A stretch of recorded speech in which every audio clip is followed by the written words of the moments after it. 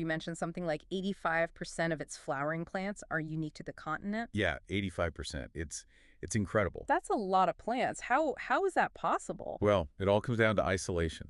Mm. Australia has been, drifting on its own for millions of years. Ah, so its plants and animals have had a chance to like evolve in their own little world. Exactly. They follow these unique evolutionary paths, and that's why you get such a high level of endemism, species found nowhere else on Earth. Okay, so like what are some of the most famous examples? Well, you got to start with the marsupials, right? Kangaroos, koalas, wombats. Marsupials. Yeah, they're so cool. They have this really unique way of reproducing, giving birth to these tiny, undeveloped young that then live in a pouch. It's like a built-in baby carrier. Exactly.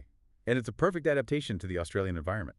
Okay, so those are the cute ones. But Australia also has a reputation for some pretty scary creatures, right?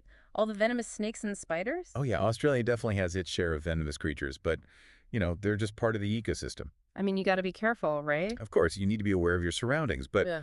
but honestly, statistically speaking, you're more likely to be injured by a horse in Australia than by a snake or a spider. Really? A horse? Yeah, it's all about perspective, right? That's true. That's true.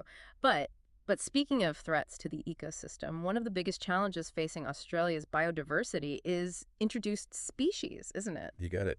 Introduced species have had a devastating impact on native ecosystems. Yeah, I've heard about the rabbits and cane toads. They've just gone crazy, right? They've caused a lot of damage. Mhm. But the real villain, the one that keeps conservationists up at night, is the feral cat.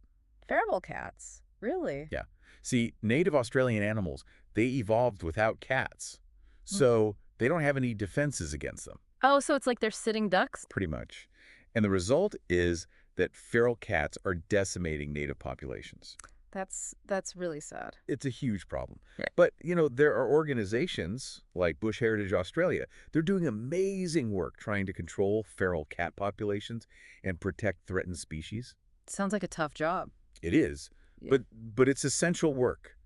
And it reminds us that even small actions like keeping your cat indoors can have a big impact. Yeah, yeah.